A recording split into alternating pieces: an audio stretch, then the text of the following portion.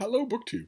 I've got a tiny bit of mail for you. A tiny, straggling bit of mail on a gray, depressive day. And two of the things I opened off camera, which is even worse.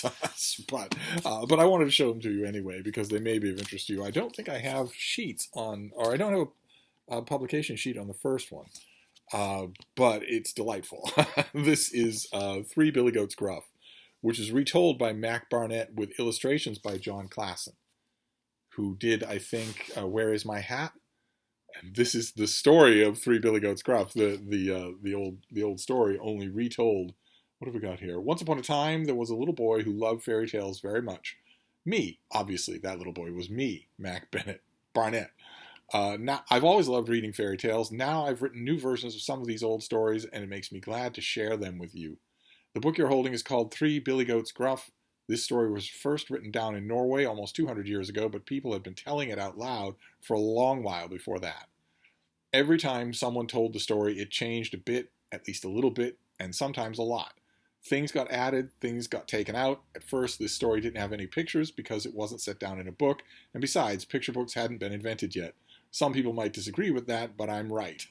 This is full of illustrations of a troll under a bridge. Oh, actually, no, that isn't fair because that was almost the same. Yeah, see, the troll is lurking for the Three Billy Goats crop. I'm always in the mood for a good children's picture book. Then this next one does have a pub sheet. This is an October finished copy.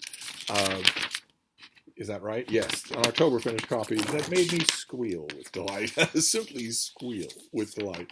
This is the Princeton Field Guide to Mesozoic Sea Reptiles. uh, just delightful. So this has just 80 million illustrations all throughout. It has what we have of the remains. It has what we know of the distribution.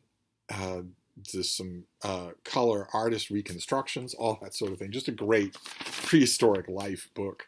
Uh, let's see here. New discoveries are revealing that many ancient ocean-going reptiles were energetic animals capable of inhabiting an array of watery habitats and climates, including polar winters.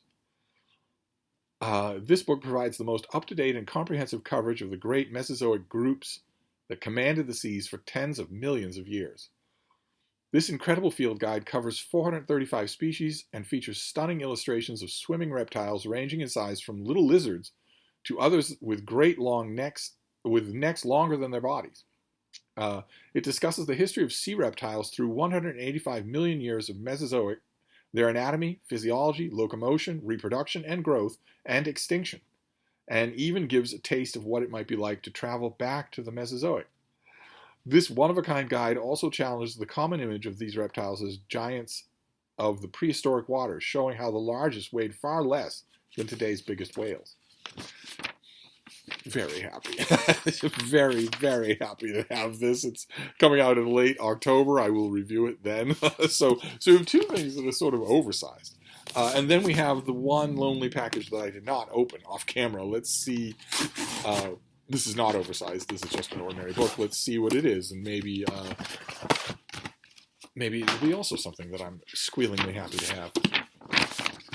Oh, okay. Well, I know this author. What have we got here? Okay. All right, I do not need your mother's recipe for bouillabaisse. I just need to know about the book. That's all. Okay, so what have we got here? This comes out. This looks like a finished copy. No, it's this comes out next year. This comes out in January as a $27 hardcover, and this is called "The World and All That It Holds" by Alexander Heyman.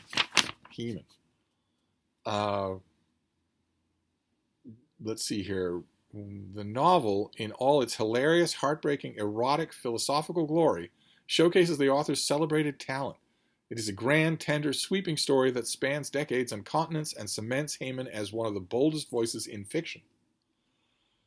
As the Archduke Franz Ferdinand arrives in Sarajevo one day in June of 1914, wow, okay, all right, Rafael Pinto is busy crushing herbs and grinding tablets behind the counter at a pharmacy he inherited from his father.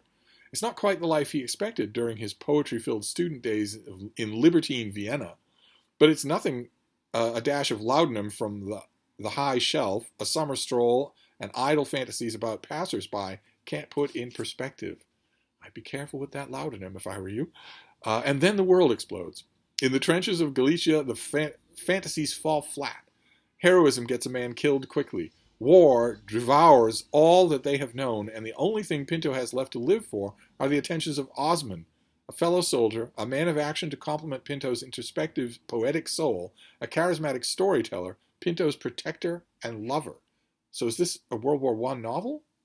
Or is it aspiring to be a lot more than that? Sounds like it's aspiring to be a lot more than that. Together, Pinto and Osman escape the trenches, survive near certain death, and tangle with spies and Bolsheviks. Over mountains and across deserts, from one world to another, all the way to Shanghai, it is Pinto's love for Osman with the occasional opiatic interlude that keeps him going. So he never does let go of the laudanum. Okay. All right, so historical fiction from Alexander Heyman. I'm not sure that I remember this author ever writing historical fiction before. Great. Okay. Well, this has blurbs, and then the pub sheet also has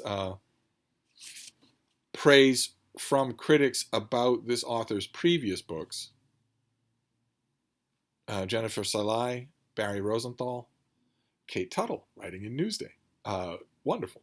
Okay, well, this doesn't come out until next year, so I don't really have to think about it until then. This comes out in late January, but it's interesting, and now you know that it exists. So those are our three books. We have The World and All That It Holds, a World War I novel.